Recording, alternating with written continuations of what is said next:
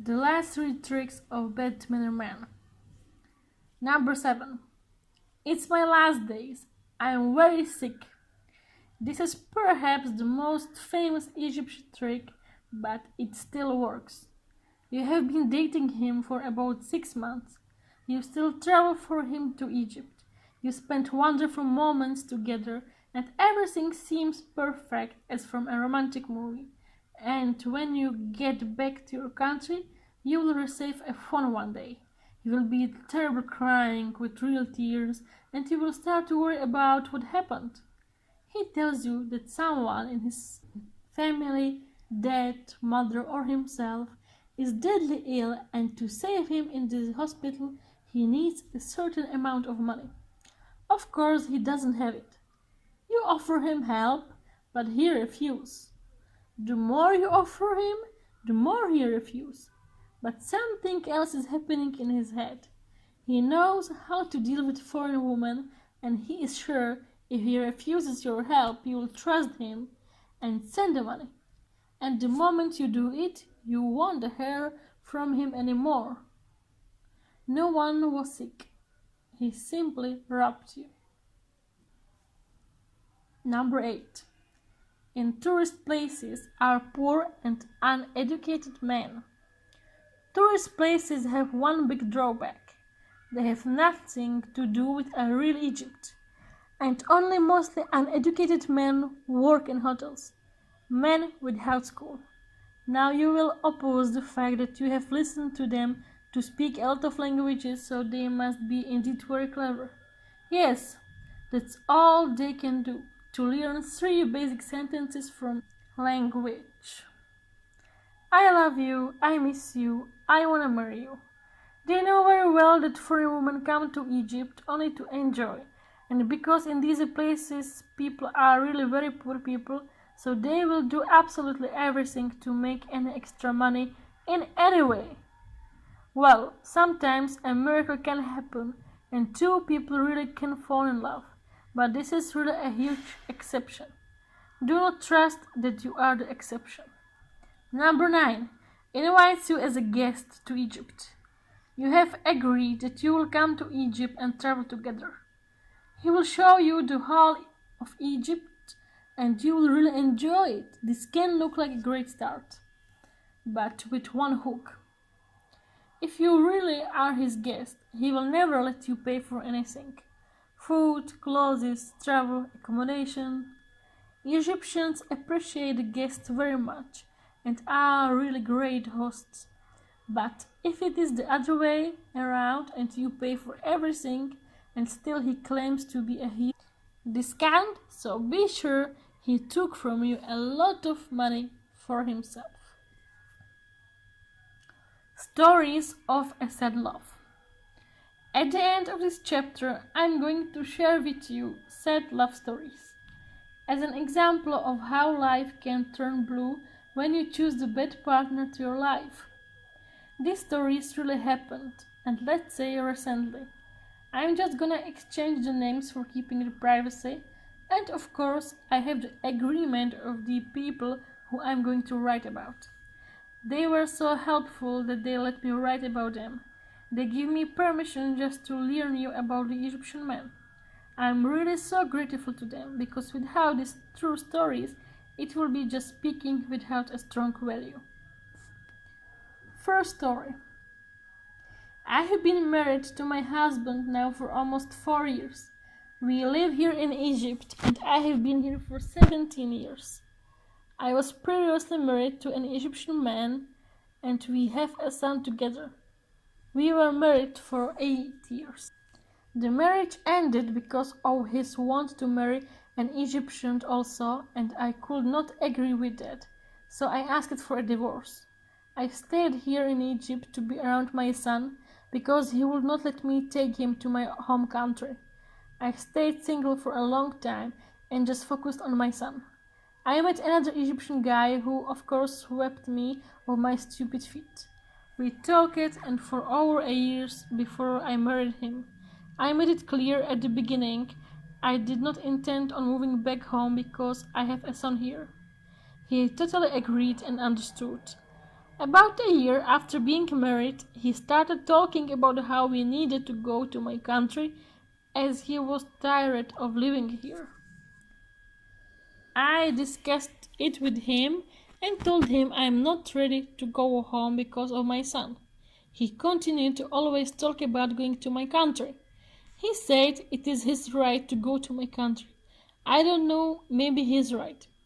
Well, 1 year ago we had a baby and it went completely downhill from there. I believe the responsibility of having a child and working to support us is too much for him to handle. He always had his mother take care of him until he met me. We fight and yell and insult each other all the time now. The relationship has turned bad. Bad enough to make me want to move back to my country. He agreed. He said the life here is too hard for us to continue and I should go home. He said the relationship won't work here. It will only work in my country. I said if it will work anywhere. He doesn't agree. He keeps putting on the pressure for me to leave and go home and get a job and then he and our baby will join me there. He said he needs out of this country and he is not happy here. All this after I told him I can't leave because I have a son here and now a baby with you. A fine mess I have put myself in. This situation worries me because of a comment he made a while back.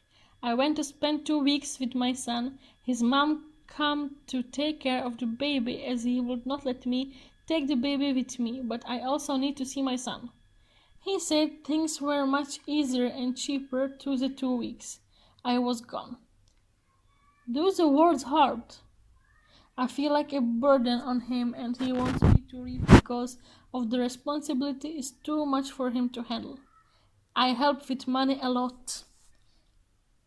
I paid for the birth of our baby and I give him money to help out, but still I'm made to feel like I'm a weight on his shoulders. He said all these problems will go away if we move to my country. A second story.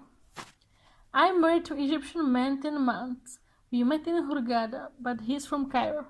We met at the hotel and I really liked the way he treated me. We talked for hours and had a lot in common. Before I left my holiday, he told me he fell in love with me and that he will wait for me if I ever come back. I really couldn't believe it. And in half a year I went back there. To the same place, to the same hotel. I was so happy to see him again, even more when he recognized me. We really had wonderful times together. I became Muslim because of him and fell in love with each other and eventually got married. Then I had to go home because of my work, so we had a distance relationship. I visited my husband in Egypt every 3 months. But the last time, something terrible happened. We were at the disco as always. Me, he, and his best friend. When the disco ended, my husband reproached me that I was having fun with his friend. He told me I was a whore and a bitch. I tried to calm him down, but it was getting worse. Insults only increased until he told me he wants to divorce me. I cried and begged him, but he was on his word and divorced me immediately. Now I really don't know what to do. I don't know how divorce works in Egypt. But do you know how ugly is it?